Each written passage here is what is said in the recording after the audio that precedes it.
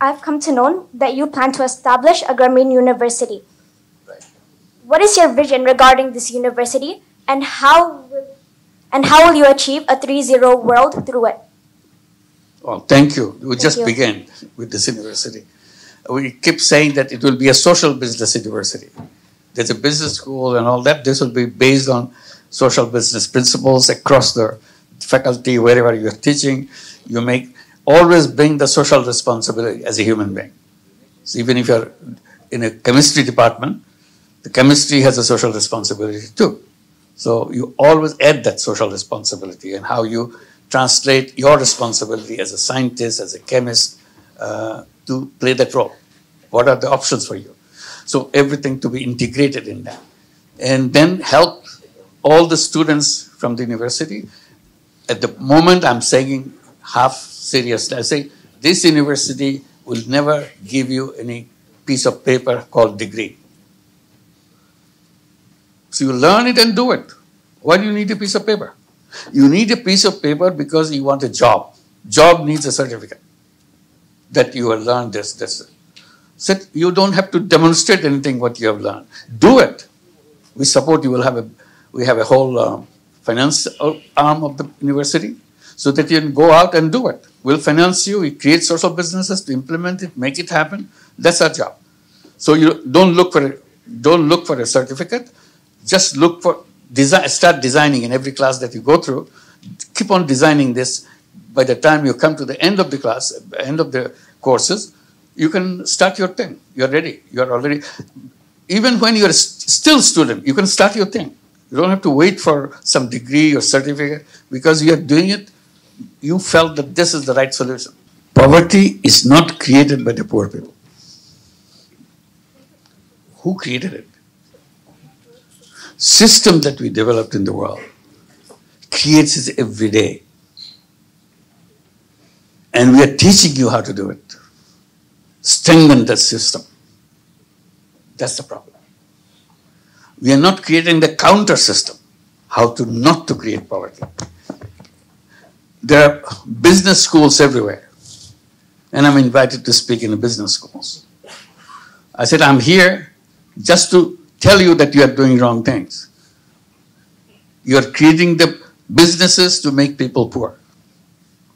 You think you're rich? You are rich, but people are poor. They say, what do we do? I said, why don't you? I'm not stopping you because people need it. They register you, they pay you, you teach them. All I'm saying, you are teaching every student how to make more money for their company. They will be working with those companies. And your job is to make sure they get lots of money and very successful and get growth with your success. That's your business. I think it's wrong, but I cannot stop.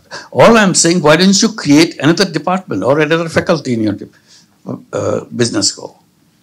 The faculty of social business. Tell young people how to create a business to solve any problem. Environment problem, health problem, any other professional problem, any problem in the world, poverty problem. So that department teaches you to create business to solve problems. One is a faculty which create business to make money for yourself. This is the business to bring solution to the problems. So just do that.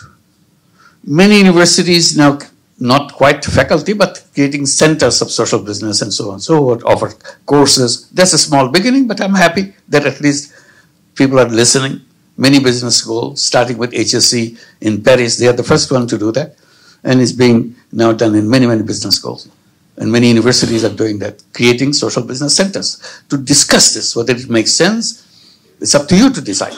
Just because somebody said it doesn't mean that it's all truth, nothing but the truth. You debate, discuss, what is the alternative? I go back to my spaceship thing. We have to find a flight path. We have to design a flight path. And these are the elements of that flight path that you have, as a pilot, you have to decide which path you take. Because you are the pilot. There's nobody else around. So we have to do that.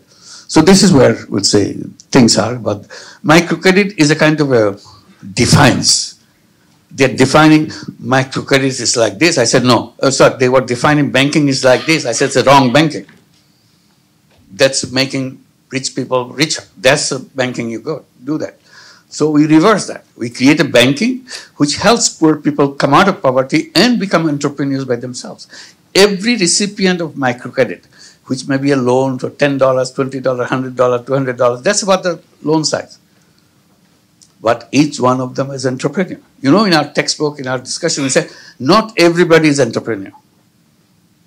Entrepreneur is a very special kind of people. 1 in million, 1 in 1,000. They are very special people. I said, that's not true. I'm saying every human being is entrepreneur.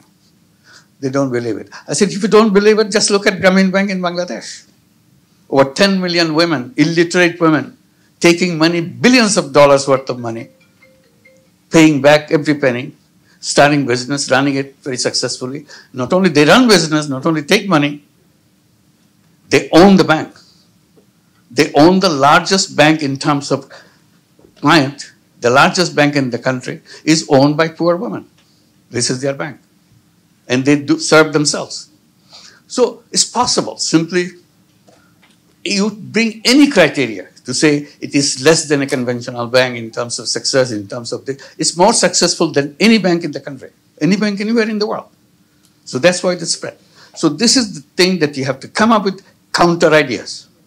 If it is wrong to go in that direction, you reverse it. Probably will have a right direction. That's all we did. Thank you.